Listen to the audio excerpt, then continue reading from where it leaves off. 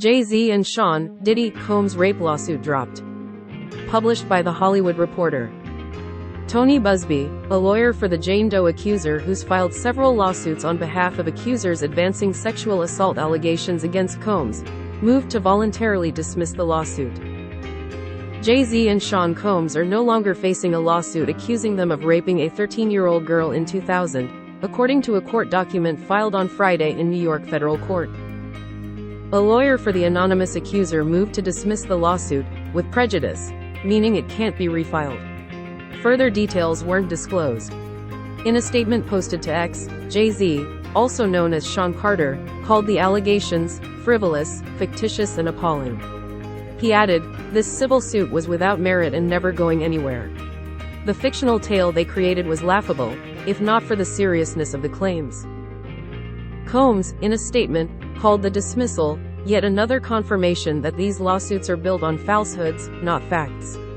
He said accusers have been hiding behind anonymity, represented by an attorney more focused on media headlines than legal merit, and that he expects other lawsuits to be dismissed.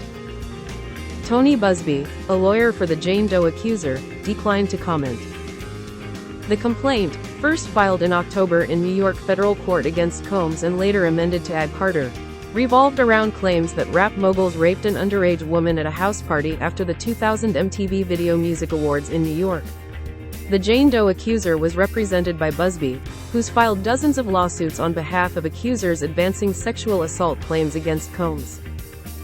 Carter, in his X post, called Busby a 1-800 lawyer, who gets to file a suit hiding behind Jane Doe. He called for courts to protect the innocent from being accused without a shred of evidence. In December, U.S. District Judge Annalisa Torres denied Carter's move to dismiss the lawsuit and allowed the Jane Doe to proceed anonymously, with the caveat that she may be required to reveal her identity if that case proceeds. She also denounced what she described as combative motions and inflammatory language from Alex Spiro, a lawyer representing Carter, in court filings. Carter's lawyers' relentless filing of combative motions containing inflammatory language and ad hominem attacks is inappropriate, a waste of judicial resources, and a tactic unlikely to benefit his client, Torres wrote. The court will not fast-track the judicial process merely because counsel demands it.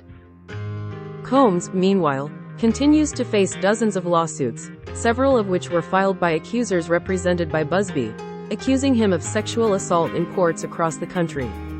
He remains jailed awaiting a criminal trial on federal sex trafficking and racketeering charges.